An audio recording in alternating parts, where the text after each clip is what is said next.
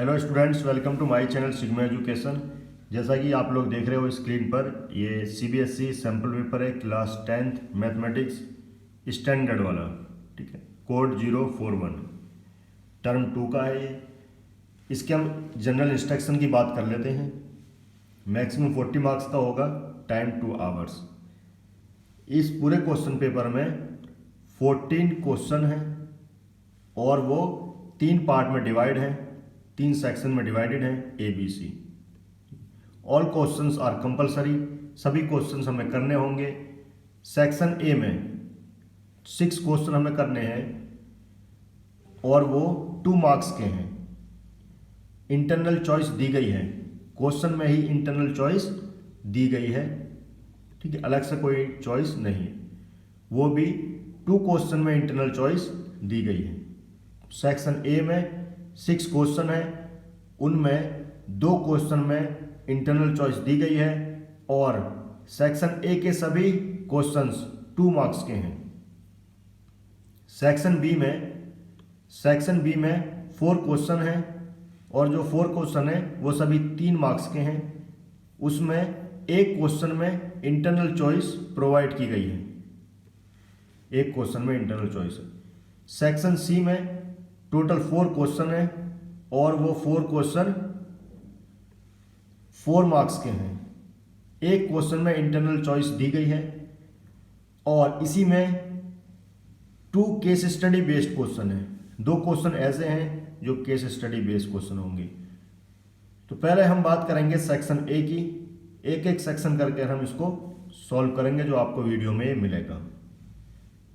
Section A, question number 1, find the value of A25 25वां पद minus A15 15वां पद for the AP. इस AP का CBSE का जो क्वेश्चन पेपर है वो इंग्लिश मीडियम में दिया गया है, लेकिन यहाँ पर मैं हिंदी में और इंग्लिश में दोनों मीडियम में मैं बात करूँगा। तो हिंदी मीडियम वाले स्टूडेंट्स परेशान होने की कोई ज़रूरत नहीं है। ये कह रहा है 25वां पद और 15वें पद का डिफरेंस हमें निकालना है, जबकि एपी हमें दी गई है 6, 9, 12, 15। क्लियर है? तो इसका सॉल्यूशन देखिए, पहले खुद ट्राई करेंगे, बाद में सॉल्यूशन देखेंगे। अगर इस एपी के अकॉर्डिंग मैं निकालता हूं पहला पद a is equal to, first term हो जाएगा 6, d हो जाएगा कॉमन डिफरेंस जिसको हिंदी में सार्व अंतर बोलते हैं, 9 माइनस 6 3। तो एक d की वैल्यू तो 3 आ गई मेरे पास और a की वैल्यू 6 आ गई। ये 2 वैल्यू आने के बाद कोई सा भी टर्म निकाल सकते हो, कोई भी टर्म निकाल सकते हो, क्योंकि हम जानते हैं, वी नो दैट A25 इसको हम कैसे लिख सकते हैं, a प्लस 24d। पूरा जो चैप्टर कराया गया है एपी का, जिन लोगों ने नहीं देखा है तो एक बार वो जाकर वहां पर देखें, अच्छे से डिटेल में बताया गया है। यहां से अगर मैं A25 निकालूंगा, 25वां पद निकालूंगा, a की वैल्यू 6 प्लस 24, d की वैल्यू 3। अब गलती यहाँ पर करते हैं, यहाँ पर गलती कैसे करते हैं, वो इसको इस तरह से लिख लेते हैं। ठीक है, वो इसको इस तरह से लिख लेते हैं, इसमें ऐड कर देते हैं। ठीक है, उसके बाद मल्टीप्लाई करेंगे। ये गलत है। ये जो होना है सॉल्व, बोर्ड मास रूल से सॉल्व होना है, बोर्ड मास रूल से ये सॉल्व होगा, BODMAS। पहले division, multiplication, addition, subtraction, 6 class में है ये बोर्ड मास रूल। तो पहले हम क्या करेंगे, इसकी मल्टीप्लाई करेंगे, BODMAS, पहले मल्टीप्लाई आ रहा है तो 6 प्लस इसकी मल्टीप्लाई करेंगे हम, कितना हो जाएगा, ये हो जाएगा हमारे पास 4 तिया 12 और 3 दूनी 6 और 1 7, 72 ऐड होने के बाद 78। 25वां पद मुझे 78 आ गया। इसी तरह से अगर A15 की हम बात करेंगे, 15वां पद, a प्लस 14d होता है, a की वैल्यू 6, 14, d की वैल्यू 3, तो ये हो जाएगा 42, 42, 6 प्लस 42 इज इक्वल टू 48। अब मुझे डिफरेंस निकालना है, A25 minus A15, A25 78, A15 कितना आ गया 48, तो आंसर आ गया 30। Question number 2, if 7 times the 7th term of the AP is equal to the 5 times of the fifth term, then find the value of its 12th term. Hindi में ये कह रहा है सातवां पद, सेवंथ पद 7 गुना और पांचवा पद फिफ्थ पद 5 गुना, दोनों क्या हैं? बराबर हैं। किसी AP का, कोई भी AP है तो उसका 12वां पद ज्ञात कीजिए। ठीक है, अगर हम देखें इसको, अगर हम यहां पर देखें according to question, according to question कहता है, पहले हम यहां पर लिख लेते हैं A5 या A7 कितना हो जाएगा? A + 6D, और A5 कितना हो जाएगा? A + 4D। क्लियर? मैंने फिफ्थ टर्म और सेवंथ टर्म यहां पर लिख लिया है। अब आते हैं अकॉर्डिंग टू क्वेश्चन। क्वेश्चन ये कह रहा है जो सेवंथ टर्म है, सेवंथ टर्म हमारे पास क्या है? A + 6D, उसका सेवंथ टाइम बराबर है फिफ्थ टर्म के फिफ्थ क्या? A + 4D fifth time. ये क्वेश्चन ने बोला है, क्वेश्चन ने ये बोला है सेवंथ टर्म का 7 गुना बराबर है पांचवें पद के 5 गुना के। क्लियर? क्वेश्चन हो गया होगा ना। अब यहां पर इसको सॉल्व कर लेंगे, यहां से हमें वैल्यू कैलकुलेट होगी। देखिए ये हो जाएगा हमारे पास 7A + 42D, और ये हो जाएगा 5A + 20D। अब इनको मैं इधर लेकर आ रहा हूं, ये हो जाएगा 7A, A वाली टर्म में तो माइनस की हो जाएगी 5A + 42D, D वाली टर्म हो जाएगी 20D = 0। 7 में से 5 गए, 2A बचा, प्लस इसमें से हमने माइनस कर दिया तो कितना बचा? 22। 22D = 0। अब भैया ध्यान से देखो, यहां पर अगर मैं इसमें से 2 कॉमन लेता हूं तो A + 11D = 0। इस 2 को मैं इधर भेज दूंगा 0 के डिनोमिनेटर में, 0/12 = 0। तो यहां हो जाएगा A + D = 0। अब भैया ये बताओ, ये जो है ये क्या है? ये क्या है? अरे ये 12वां पद ही तो है, 12th टर्म ही है ये। A12 को मैं क्या लिख सकता हूं? A + 11D। तो भैया A12 = 0। क्लियर है? हम इसको T से भी डिनोट कर सकते हैं, जो टर्म 12 है वो कितनी हो गया? 0। क्लियर है? तो यही आंसर है, इसका आंसर कितना है? 0। हाँ, ये और वाला पार्ट है क्वेश्चन नंबर 1 ही का, क्वेश्चन नंबर 1 का ये और पार्ट है। सैंपल पेपर में जब देखोगे क्वेश्चन नंबर 1 का और part. Question number 2, find the value of m so that the quadratic equation mx 5x - 6 = 0 has 2 equal root. इस क्वेश्चन में थोड़ी सी मिसप्रिंटिंग है, जो सैंपल पेपर में PDF थी। यहां पर है mx 5x - 6 + 9 = 0। ये क्वाड्रेटिक इक्वेशन है, तब इसका आंसर सही आ रहा था। क्लियर है? तो इसके 2 इक्वल रूट्स हैं। अगर हम इसको सिंपल भाषा में समझना चाहें हिंदी में, इसका मतलब 2 बराबर इसके मूल हैं।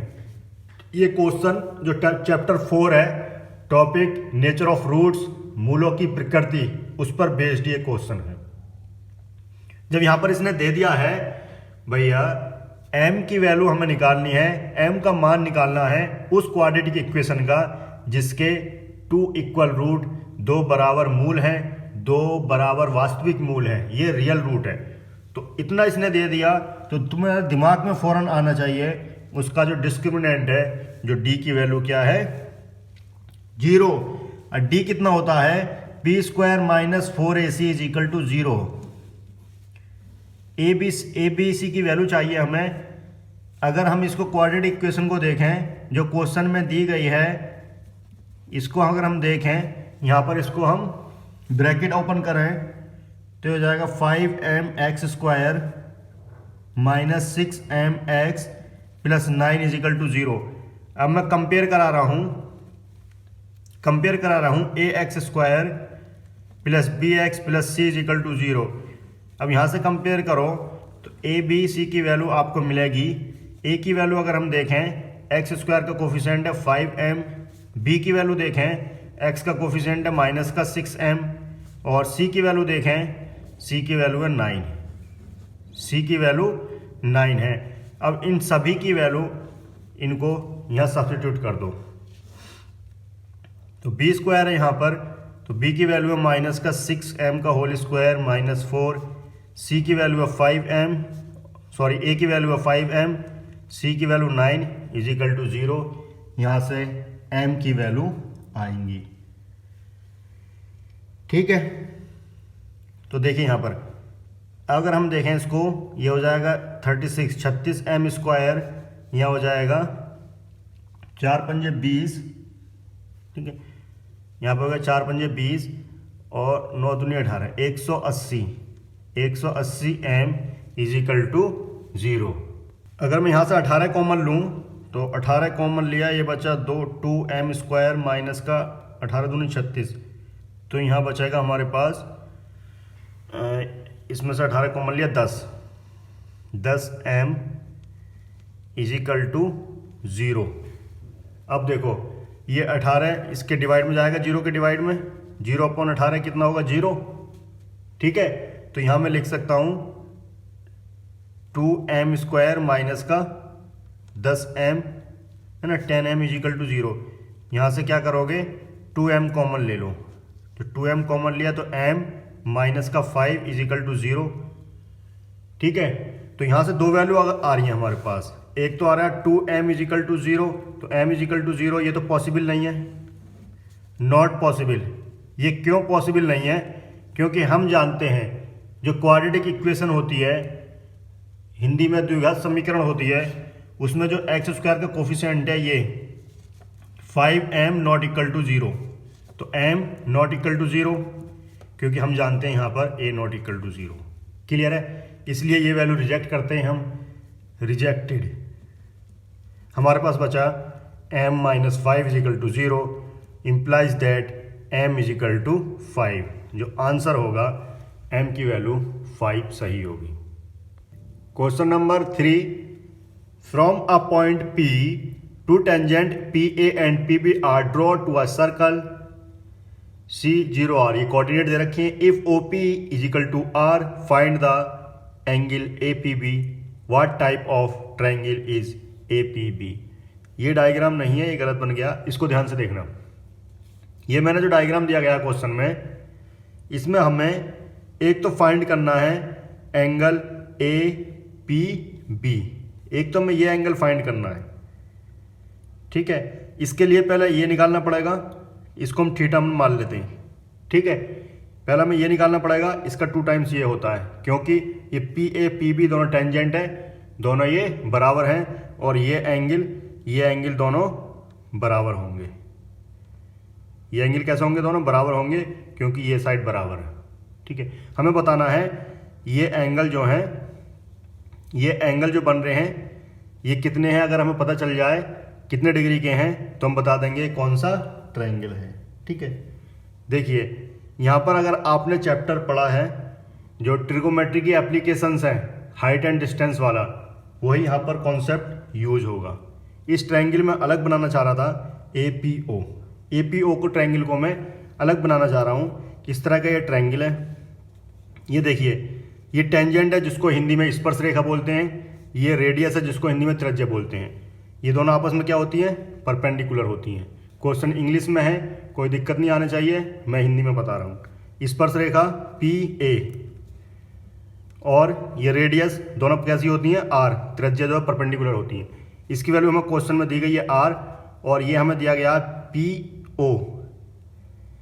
PO हमें दिया गया है 2R। क्लियर है? अब यहाँ से देखो, इसको मैं थीटा मान लिया मैंने, इसके सामने वाला परपेंडिकुलर होता है, और ये जो 90 डिग्री के सामने हाइपोटेन्यूज, जिसको हिंदी में कर्ण बोलते हैं, इसको लंब बोलते हैं। ये दोनों किस में यूज होती हैं? लंब बटे कर्ण, ये यूज होता है साइन में। Sine theta is equal to लंब बटे कर्ण P/H। क्लियर है? थीटा की वैल्यू हमें निकालनी है, ठीक है। तो मैं यूज़ करने जा रहा हूँ, तो यहाँ पर मैं लिख देता हूँ लेट या माना let angle A P O is equal to theta. Angle A P O मैंने थीटा मान लिया। हिंदी में लिखने चाहे लिख लेना माना कोण ए पी ओ थीटा है। तो इसमें अगर मैं लगाता हूँ sine theta is equal to R upon में 2r, एक r से ये कैंसिल हो गया, तो यहाँ आ गया sine theta is equal to 1/2। 1/2 sine में किसका मान होता है? 30 का। तो 1/2 की जगह मैं क्या लिख सकता हूँ? साइन 30। साइन से साइन कैंसिल आउट, तो थीटा की वैल्यू कितनी आ गई? 30। इस थीटा की वैल्यू आ गई 30। मुझे चाहिए एंगल ए पी बी, ठीक है। मुझे एंगल चाहिए ए पी बी, तो मैं यहाँ पर कह सकता हूँ angle A P B is equal to 2 theta, क्योंकि ये दोनों बराबर हो गए ना, ये टेंजेंट ये लेंथ बराबर है तो ये एंगल भी बराबर होंगे, ठीक है। तो ये हो जाएगा 2 इंटू 30 डिग्री 60 डिग्री। ये हमारे पास कैलकुलेट हो चुका है जो पूछा था। नेक्स्ट पूछा उसने व्हाट टाइप ऑफ ट्रायंगल, ये ट्रायंगल कैसा है। अब ध्यान से देखो जरा, ए पी बी ये जो ट्रायंगल बन रहा है हमारे पास, ठीक है। देखो ये ट्रायंगल बनना है ये पी है, ये ए है, ये बी है। ये ट्रायंगल बना, ये 60 डिग्री का है, ठीक है, ये 60 डिग्री का है। अब देखो यहाँ पर ध्यान से देखो, पी ए पी बी बराबर है, तो ये भी एंगल कितने के होंगे? बराबर होंगे दोनों, एक्स एक्स। तो अब देखो ये 60 का है, 180 में से 60 घटा दो, कितने बचा? 120। 120 का 2x इजिकल टू 120, तो 120 का हाफ कर दो 60, तो ये भी 60 आएगा, ये भी 60 आएगा। तीनों जो एंगल हैं वो कितने? 60 डिग्री के। तो ऐसा त्रिभुज जिसके तीनों कोण बराबर होते हैं वो समबाहु त्रिभुज, इंग्लिश में इक्विलैटरल ट्रायंगल बोलते हैं। तो हम यहाँ पर लिख सकते हैं ऑल्सो, साथ ही angle P A B is equal to angle P B A, दोनों बराबर हो गए। क्यों? क्योंकि ये टेंजेंट है, इनकी लेंथ बराबर है, तो एंगल भी बराबर होंगे। तो यहाँ पर अगर हम देखें 60 डिग्री के ये हमें मिलेंगे, ठीक है। किसके बराबर? 60 डिग्री के बराबर, P A is equal to P B. Clear है? तो यहाँ पर हम कह सकते हैं त्रिभुज A P B is equilateral triangle. Hindi medium वाले क्या लिखेंगे? हिंदी मीडियम वाले लिखेंगे त्रिभुज ए पी बी, त्रिभुज ए पी बी समबाहु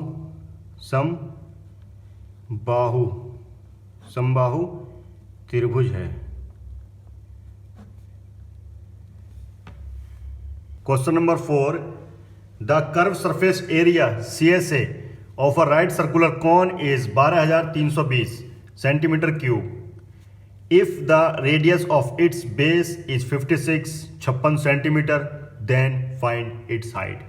सिंपल भाषा में हिंदी में ये कहना चाह रहा है, जो कोन का वक्र पृष्ठीय क्षेत्रफल है जिसको शॉर्ट में CSA बोलते हैं, 12,320 है, ठीक है। ये स्क्वायर होगा, जब सरफेस एरिया की बात कर रहा है वो, तो स्क्वायर होता है यहाँ पर। इफ द रेडियस, उसकी त्रिज्या, बेस की त्रिज्या 56 सेंटीमीटर है, उसकी ऊंचाई हाइट ज्ञात कीजिए। क्लियर है सभी को? देखो यहाँ पर हमें हाइट कैलकुलेट करनी है। ये एक राइट सर्कुलर कोन है जिसकी बेस की त्रिज्या r की वैल्यू हमें दे रखी है 56 सेंटीमीटर, और ये h है, और यह l स्लैंट हाइट, जिसको हिंदी में तिर्यक ऊंचाई बोलते हैं। आप ये जानते होंगे यहाँ पे राइट एंगल ट्रायंगल बनता है, इन तीनों के जो रिलेशन होता है वो होता है पाइथागोरस थ्योरम के अकॉर्डिंग L स्क्वायर, जो कर्ण है हमारे पास हाइपोटेनियस, उसका स्क्वायर प्लस h का स्क्वायर प्लस r का स्क्वायर, ये बाय पाइथागोरस थ्योरम रिलेशन निकल कर आता है। यहाँ पर हमें r की वैल्यू दी गई है और CSA दे रखा है। CSA हिंदी में बोलते हैं वक्र पृष्ठीय क्षेत्रफल। कौन को हिंदी में बोलते हैं शंकु। कितना दे रखा है? 12,320। अब सी एस ए कितना होता है कोण का, पाई आर एल, क्योंकि यहाँ पर मुझे आर की वैल्यू दे रखी है और मुझे निकालनी क्या है, मुझे यहाँ से निकालना है हाइट।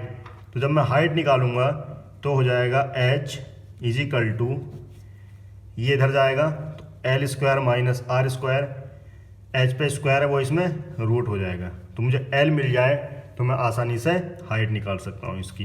तो एल निकल कर आएगा जो हमें दिया गया क्वेश्चन में, एरिया सी एस ए 12,320, यहाँ से एल की वैल्यू आ जाएगी 12,320 अपॉन में पाई आर, ठीक है।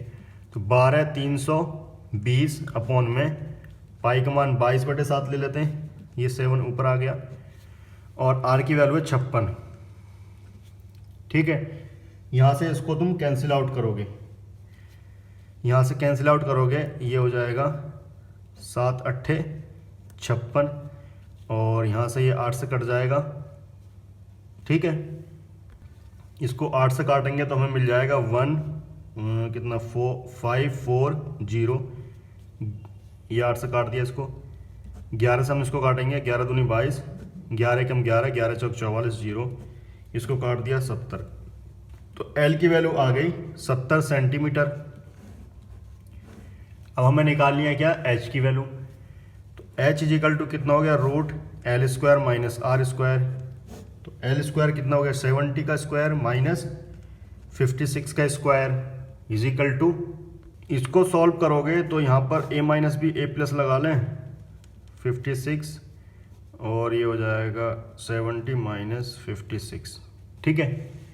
तो यहाँ से ये आ जाएगा हमारे पास, रूट में इसको ऐड करोगे कितना हो जाएगा, ये 6 और 7 और 6 12, 7 5 12, 126 मल्टीप्लाई आ जाएगा, 70 माइनस कर दो इसमें से तो कितना हो जाएगा 60, ये हो जाएगा 14। अगर मैं इसके फैक्टर करूं तो ये होता है 14 निम्मा, है ना, 14 निम्मा 126 होते हैं, तो इसको मैं ऐसे लिख सकता हूँ।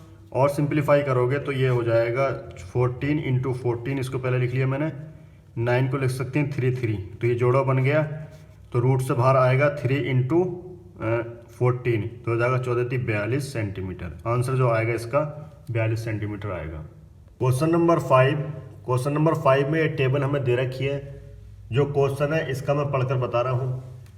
Mrs Garg recorded the marks obtain by her student in the following table. She calculated the modal marks of the students of the class as 45। इसका मतलब यहाँ पर modal marks of the class दे रखे हैं 45। ये है बहुलक, जिसको हिंदी में कहते हैं, इंग्लिश में मॉड हमारे पास गिवन है। While printing the data a blank was left, यहाँ पर एक यहाँ फिल इन द ब्लैंक है, क्वेश्चन में जो टेबल हमें दी गई है ये हमें कैलकुलेट करना है, ठीक है। तो ये फ्रीक्वेंसी है, नंबर ऑफ स्टूडेंट बोल रहा है, फ्रीक्वेंसी बारंबारता, ये हमें कैलकुलेट करनी होगी। आपने बहुलक मोड का एक फार्मूला पढ़ा था, उसी फार्मूले पर ये बेस्ड है, ठीक है। तो इसको जो हम मानते हैं, इस फ्रीक्वेंसी को मान लेते हैं हम F1, जो हमें कैलकुलेट करनी है F1, ठीक है। ये होती है F0 और ये F2, क्लियर है, ठीक है। तो हमें F1 कैलकुलेट करनी है। यहां पे जो मॉडल मार्क्स, जो मॉड हमें दे रखा है 45, तो 45 कौन सी क्लास में आ रहा है, 40 से 60 वाली में, ठीक है। तो यहां पर अगर मैं लिखूं इसको सॉल्यूशन करने के लिए, मॉडल क्लास हम लिख लेंगे। मॉडल क्लास कितनी है, 40 से लेकर 60, ये मॉडल क्लास है, ठीक है, जो हमें कैलकुलेट करनी है। भाई इसकी तो मॉडल क्लास है, 45 आ रहा है हमारे इसके बीच में, क्लियर है। तो मॉड या बहुलक का मैं फार्मूला आपसे पूछूं, बहुलक is equal to L plus F1 minus F0 upon में 2F1 minus F0 minus F2 bracket, और इसके साथ मल्टीप्लाई होगा H।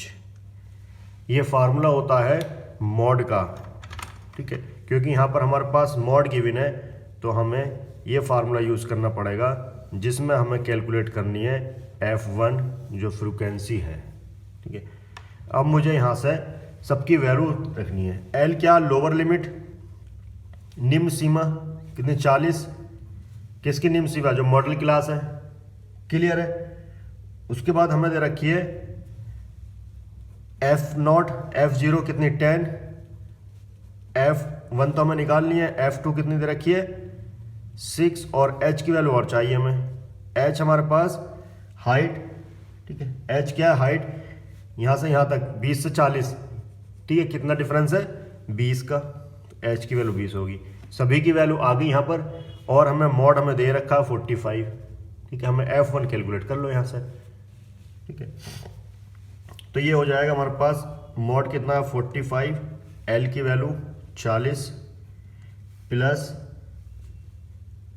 ब्रैकेट लगा लेते हैं, F1 कितना है, F1 हमें कैलकुलेट करना है, F0 ये है 10, 2F1 और F0 10 और F2 6 मल्टीप्लाई H की वैल्यू कितनी है, H की वैल्यू है 20। इसको सॉल्व कर लोगे, यहाँ से F1 की वैल्यू कैलकुलेट हो जाएगी, है ना। तो सबसे पहले तो मैं इसको इधर भेज देता हूँ, इसको इधर भेज देता हूँ, ये हो जाएगा 45 माइनस 40 इजिकल टू, ये हो जाएगा F1 माइनस 10 अपॉन में 2F1 माइनस का 16 मल्टीप्लाई में 20। ठीक है, अब ये 20 मल्टीप्लाई में है, इधर जाएगा तो डिवाइड में, 45 में से 40 गए तो 5, ठीक है, 45 में से 40 के 5, ये 20 इसके डिवाइड में आ जाएगा, तो यहाँ आ जाएगा F1 माइनस 10 अपॉन में 2F1 माइनस का 16, इससे कटेगा 5 एकम 5, 5 चौक 20, मैं इधर कर लेता हूँ, तो इधर तो बचा 1/4, ठीक है, और इधर आ जाएगा F1 माइनस का 10 2F1 माइनस का 16, क्रॉस मल्टीप्लाई कर लो। ठीक है, तो क्रॉस मल्टीप्लाई करेंगे तो ये तो हो जाएगा 2F1 माइनस का 16, 1 के साथ मल्टीप्लाई हुई, ये हो जाएगा 4F1 और माइनस का 40। ठीक है, इसको इधर लेके आऊँगा 2F1 माइनस का 4F1, इसको इधर लेके आया, माइनस का 40 इधर रहने दिया, इसको लेके करा इधर 16। ठीक है, यहाँ से कितना बचा, माइनस का बढ़ा है तो माइनस का 2F1, या माइनस का कितना बच जाएगा 24। ठीक है, माइनस की वैल्यू बढ़ी, माइनस माइनस कैंसिल, तो F1 की वैल्यू कितनी आ गई, 2 से ही कटेगा 12 बार, तो 12, जो फ्रीक्वेंसी आई F1, इसका आंसर 12 होगा। Question number 6, if Ritu were younger by 5 years then what she really is, then the square of her age would have been 11 more than 5 times her present age. What is her present age? अगर simple भाषा में इसको हम समझना चाहें, question में बोल रहा है वो 5 साल पहले की इसमें बात हो रही है, 5 years ago, और प्रेजेंट एज हमें कैलकुलेट करनी है, और जो रिलेशन दे रखा है वो है उसकी स्क्वायर करेंगे, वर्क करेंगे, उसकी 5 साल पहले की एज का वो बराबर होगी 11 ज़्यादा होगी 5 टाइम्स हर प्रेजेंट एज के। तो सबसे पहले हम यहाँ पर मानेंगे उसकी प्रेजेंट एज x ईयर्स है, तो let the present age of Ritu, Ritu की कितनी हो जाएगी, x ईयर्स हमने मान ली, हिंदी में लिख सकते हैं माना ऋतु की वर्तमान आयु x ईयर्स है या x वर्ष है। 5 years ago, 5 साल पहले की बात हो रही है, तो 5 years ago 5 साल पहले उसकी एज कितनी हो जाएगी, अरे 5 कम कर दो, आज 15 साल है तो 5 साल पहले उसकी कितनी थी 10 साल, तो ये हो जाएगी हमारे पास ऋतु की एज x माइनस 5 ईयर्स। अगर हम देखें क्वेश्चन के अकॉर्डिंग टू क्वेश्चन, वो बोल रहा है स्क्वायर ऑफ हर एज, उस टाइम पर उसका एज का स्क्वायर, उसकी एज का वर्ग कितना था, x minus 5 square is equal to 11 more than present age x है, प्रेजेंट एज का 5 गुना 5 टाइम्स। ये हमारे पास इक्वेशन आई है निकल कर। बस यहाँ तक हो गया तो क्वेश्चन हमारा ऑलमोस्ट सॉल्व हो चुका है। यहाँ से बस ये क्वाड्रेटिक इक्वेशन है, इसको हमें सॉल्व करना पड़ेगा।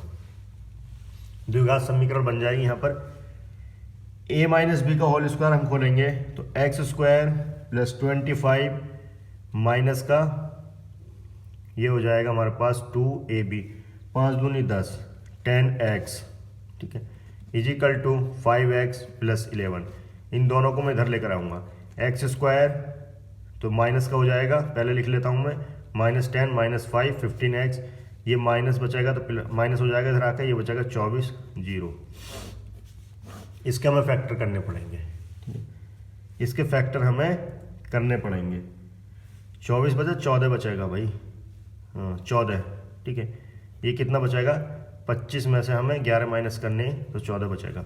अब यहाँ पर देखो एक्स स्क्वायर माइनस 15x को मैं कैसे लिख सकता हूँ, 14x माइनस x, ठीक है, प्लस 14 इजिकल टू 0, क्योंकि जब मैं 15 को रिप्लेस करने जा रहा हूँ 14 प्लस 1 से x, ठीक है, माइनस यहाँ पर है तो ये 14 भी माइनस का हो जाएगा और 1 भी माइनस का हो जाएगा। यहाँ से x कॉमन ले लिया, x माइनस 14, माइनस 1 कॉमन लिया, x माइनस 14 इजिकल टू 0। तो यहाँ से जो फैक्टर निकल कर आए x माइनस 14 और x माइनस 1 इजिकल टू 0, तो x की दो वैल्यू आ गई, एक तो आ गई 14 ईयर्स, दूसरी आ गई 1, ठीक है। अब ये 1 जो है नहीं हो सकती, ठीक है। 1 किस लिए नहीं हो सकती, अगर उसकी प्रेजेंट एज 1 ईयर है, 1 साल है, तो भाई उसने बात कर रहा है वो 5 साल पहले की, 5 साल पहले की, तो ये तो नेगेटिव हो जाएगी, -4, तो नेगेटिव में थोड़ी होती है एज, है ना, तो ये रिजेक्ट हो जाएगा। जो सिचुएशन दे रखी है मैं 5 साल पहले की बोल रहा था ना, वहां पे बोल भी रहा है वो, देखो यहाँ पर देखो, व्हाट्स इज रियली, क्या वास्तव में ऐसा है ना। तो यहाँ पर ये इसकी जो रिजेक्ट होगी 1 ईयर इसका रिजेक्ट हो जाएगा। बाकी इसकी जो प्रेजेंट एज है, प्रेजेंट एज वर्तमान आयु कितनी हो जाएगी, 14 ईयर्स 14 वर्ष। क्वेश्चन नंबर 6 का ये और पार्ट है, सॉल्व फॉर x के लिए हमें जो इसको सॉल्व करना है 9x square minus 6px plus p square minus q square. यहाँ पर अगर हम इसको देखें, ये क्वाड्रेटिक इक्वेशन है, द्विघात समीकरण है, और हमें x की वैल्यू निकालनी है। तो द्विघात समीकरण है हमारे पास, x की वैल्यू किस तरह से निकालते हैं, तो एक फार्मूला हमने पढ़ा था, x is equal to minus B plus minus under root B square minus 4ac upon में 2a। ये x की वैल्यू होती है, दो वैल्यू आएंगी यहाँ पर, एक प्लस में एक माइनस में। बी स्क्वायर माइनस 4ac, इसको हम डिस्क्रिमिनेंट d भी बोलते हैं, क्लियर है। अब यहाँ पर जरा हमें कंपेयर करना है। कंपेयर किससे करना है, standard form of quadratic equation ax square plus bx plus c is equal to 0।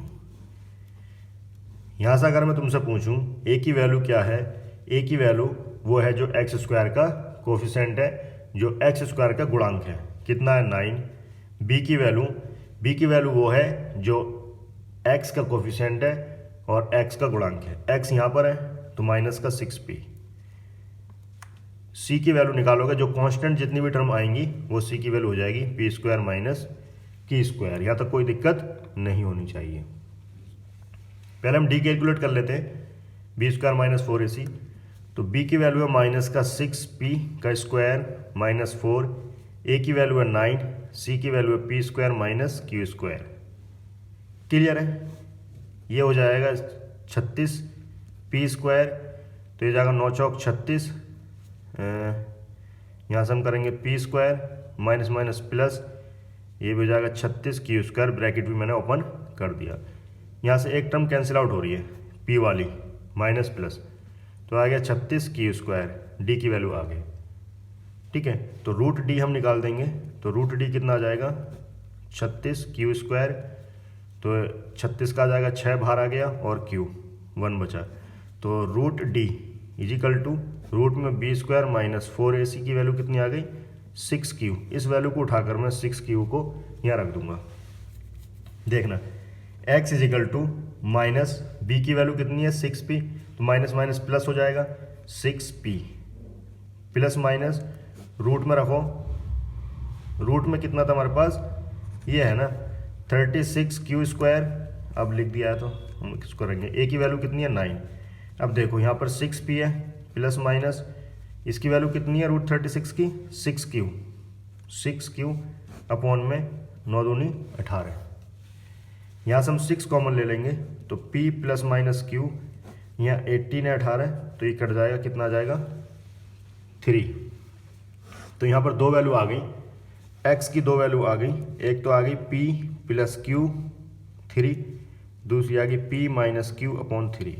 ये दो वैल्यू x की हमें प्राप्त होंगी।